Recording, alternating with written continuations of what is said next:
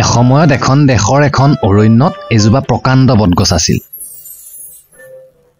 সেই বটগছৰ এটা ডালত এহাল কাউৰীয়ে বাঁহ সাজি আছিল।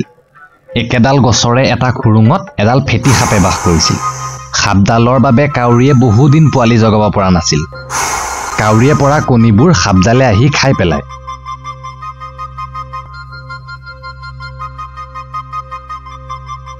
উপায়ন্তৰ হৈ কাউৰীয়ে সাপডালৰ পৰা কেনেকৈ পোৱালিবোৰ বচাব পৰা যায় তাকে চিন্তা কৰিবলৈ ধৰিলে।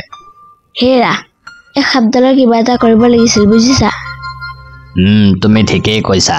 শীঘ্ৰে কিবা এটা নকৰিলে আমাৰ বংশৰ নামেই নাথাকিব। অৰণ্যৰ সেইফালে এজোপা বটগছ আছে। সেই বটগছজোপাতে এটা টেঙৰ শিয়াল থাকে। মই তাক গৈ লগ কৰি আহিমগৈ ৰ'বা। তাৰ ওচৰত নিশ্চয় এই সমস্যাৰ সমাধান থাকিব। এদিনাখন মতা কাউৰীটোৱে শিয়ালৰ ওচৰলৈ গৈ সাপডালৰ পৰা হোৱা বিপদৰ কথা ভাঙি পাতি ক'লে। শিয়ালৰ পৰা কাউৰীয়ে এই বিপদৰ পৰিত্ৰাণ পাবলৈ পৰামৰ্শ বিচাৰিলে। কিছু সময় চিন্তা কৰি শিয়ালে ক'লে, এই দেশৰ ৰাজধানী ইয়াৰ পৰা বেছি দূৰ নহয়। ৰাজধানীত মন্ত্ৰী পাৰিষদকে ধৰি বহুত ধনী মানুহে বাস কৰে। তুমি ৰাজধানীলৈ উৰি গৈ তাৰ কোনো ধনী মানুহৰ পৰা এপদ মূল্যৱান বস্তু লৈ লাহে লাহে উৰি আহি সাপৰ খুৰুঙৰ ওচৰতে থৈ দিবা আৰু লৰালৰিকৈ তুমি আঁতৰলৈ গুচি যাবা। গৰাকীৰ ঘৰৰ লিগিৰাই তোমাক অনুসৰণ কৰি খেদি আহিব আৰু সাপৰ খুৰুঙৰ ওচৰত বস্তুটো পাই সাপক কোবাই মাৰি পেলাব।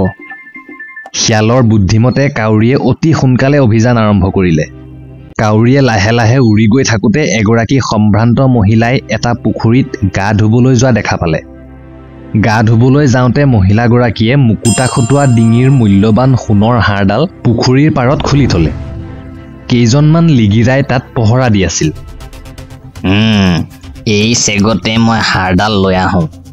হাড়ডাল দেখা পাই কাউৰী তৎক্ষণাত তললৈ নামি আহিল আৰু থুতেৰে কামুৰি হাড়ডাল লৈ লাহে লাহে উৰি গৈ হাড়ডাল সাপৰ খুৰুঙৰ কাষতে থৈ দিলেগৈ।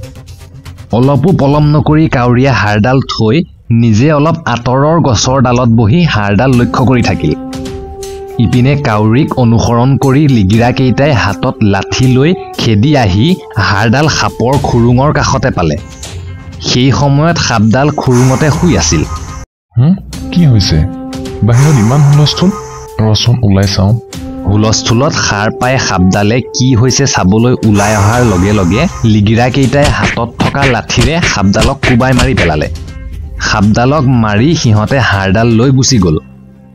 সাপৰ মৃত্যুত পাছত কাউৰীয়ে বহু দিনলৈ অৰণ্যৰ সেই বটগছজোপাতে সুখে সন্তোষে বাস কৰি থাকিল।